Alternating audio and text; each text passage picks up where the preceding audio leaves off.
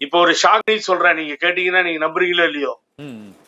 யாரு முக்கியமானவரா கைது செய்யப்பட்டாரோ ம். அந்த கண்ணுக்குட்டி ம். இங்க கோவிந்தராஜ் ஆமா. அவரு சம்பந்தப்பட்ட வைக்கிள் நடு ரோட்ல விட்டுட்டு ஓடிட்டானா. அந்த 2 வீலர் இன்னும் அங்கே நின்றுட்டு இருக்கா. அது எனக்கு ஒருத்தர் போன் பண்ணி சொன்னாரு, சார் அங்க வந்து அங்கதான் இருக்கு அந்த பைக்கு.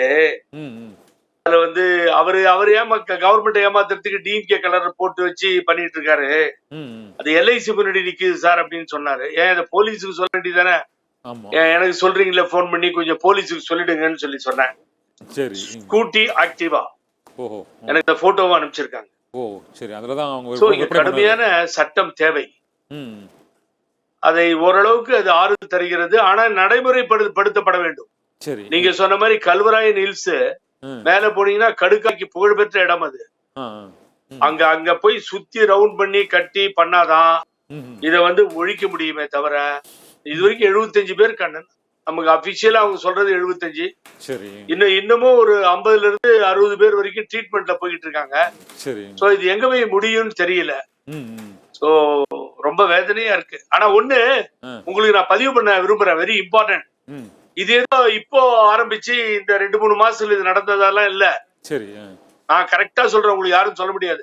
நான் கள ஆய்வு பண்ணதால நம்ம ரிப்போர்ட்டர்ஸோட தெரியும். இது கொரோனா முடிஞ்சு கொரோனால நிறுத்திட்டானுங்க. கொரோனா முடிஞ்ச உடனே ஸ்டார்ட் பண்ணிட்டாங்க கண்ணன். அது ஸ்டார்ட் பண்ணி தான் ஹெவியா கொரோனாவுக்கு பின்னாடி இப்ப இவர் கத்திட்டு இருக்காரு நம்ம பழனிசாமி. இந்த கதையெல்லாம் வேணாம், பழனிசாமி கதை விடுறதுலாம் நம்மகிட்ட வேண்டாம். நீங்க இருக்கும் பொழுது இது நடந்தது. இப்ப முதல்வர் ஸ்டாலின் இருக்கும் பொழுது இது நடந்திருக்கு. அது அப்ப வெளியில வரல. மெத்தனால் இப்ப ஜாஸ்தியா கலந்துட்டான். அப்ப கலக்கல. இவன் கலந்தவன் கள்ளச்சாராயம் பண்ணி கலக்கிறவன் குடிச்சிட்டு இருந்தானே என்னவோ தெரியல.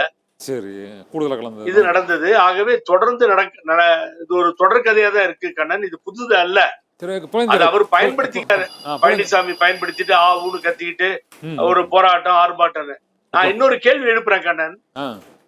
தர்மபுரியில அம்மா சிஎம்மா இருக்கப்போ அங்க ஒரு பிரச்சனை வந்தது. ஒரு கலப்பு திருமணம் அது இதுன்னு ஒரு கலாட்டாயி ஒரு சாதி பிரச்சனை எல்லாம் ஏற்பட்டுச்சு. 140 தடை உத்தரவு தொடர்ந்து இருந்தது. ஞாபகம் இருக்கா உங்களுக்கு? ஆமா இருந்தது. அந்த இளவரசன் திவ்யா படுகொலை வெரி லாங் டைம் இருந்தது. பட் இங்க பொறுத்த வரைக்கும் இங்க போனமா பாக்குறோம், தெருவுக்கு போனா இருக்கு, டென்ஷனா போகுது. ஆனா இங்க 144 தடை உத்தரவு கொண்டு வந்து அதையெல்லாம் பண்ணாம அரசு ஃப்ரீயாவே நீங்க பாக்கலான்ற மாதிரி விட்டுட்டாங்க. அது என்ன காரணம்னு தெரியல. எடப்பாடி பழனிசாமி ஆர்ப்பாட்டம் பண்றதுக்கு அனுமதிச்சாங்க அரசு. இப்ப நாங்கெல்லாம் போனோம், பாத்துட்டு வந்தோம், எல்லாம் பண்ணோம். அது மாதிரி ஃப்ரீயா விட்டு அசம்பிளிலையும் அவர் என்னவோ இவங்க என்ன நினைக்கிறாங்க கவர்மெண்ட், நான் ஓபனா சொல்றேன், அன்பு முதல்வரும் சபாநாயகரும் ஏதோ ஒரு சபைக்கு வந்தா ராஜராஜ சோழன் வர மாதிரி நினைச்சுக்கிறாங்க. அவர் என்ன சொல்யூஷன் சொல்லணும்? அசம்பிளியில கெலண்டா பண்ணிட்டு வெளியில போறது இல்ல, வெளிநடப்பு செய்யறது இல்ல. என்ன வேணும் நடந்துச்சு? இப்ப நான் சுட சொன்னேன், இப்ப ஆயுள் தண்டனைன்னு சொல்லியிருக்காரு முதல்வர்.